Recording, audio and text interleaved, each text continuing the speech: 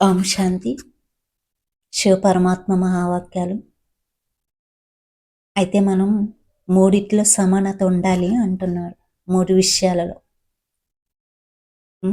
బాబాపై స్నేహం, బాబా కార్యంపై స్నేహం, బాబా కార్యంపై స్నేహం.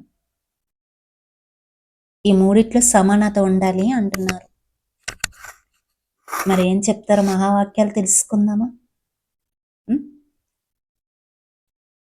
నేను బాబా సమానంగా శక్తులను స్వరూపంలో చూపించేవాడిని అనగా శక్తి స్వరూపాన్ని, ఈ వరదానాన్ని సదా స్మృతిలో ఉంచుకోవాలి.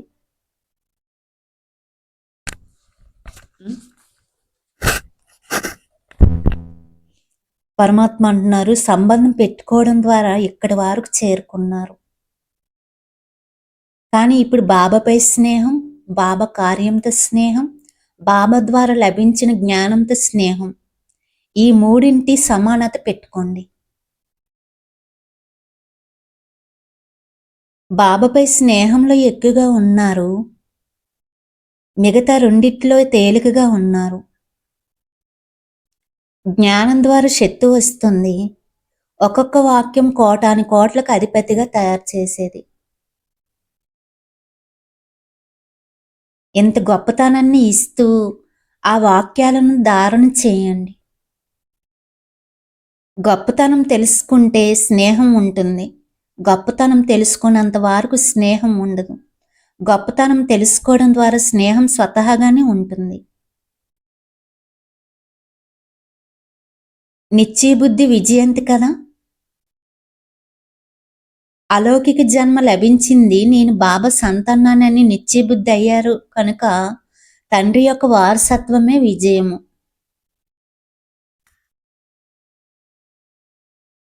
మాస్టర్ సర్వశక్తివంతులకు వారసత్వం ఏమిటి?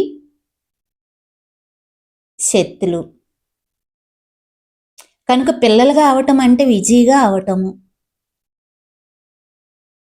విజయం యొక్క తిలకం స్వతహాగానే పెట్టబడుతుంది, పెట్టుకోనక్కర్లేదు. అది అవినాశి. అధికారి అయిపోయారు కదా, స్నేహి మరి సహయోగి అయ్యే అదృష్టం మంచిగా ఉంది. కుటుంబం అంతా ఏకీమతంగా ఉండడం ఇది అదృష్టానికి గుర్తు. కుటుంబ సభ్యులందరూ పురుషార్థం యొక్క పోటీలో ఒకరికంటే ఒకరు ముందుకు వెళ్ళి సమలగ్నతలో నిమగ్నమయ్యే ఉన్నారు. ధైర్యంతో సహాయం స్వతహాగానే ప్రాప్తిస్తుంది.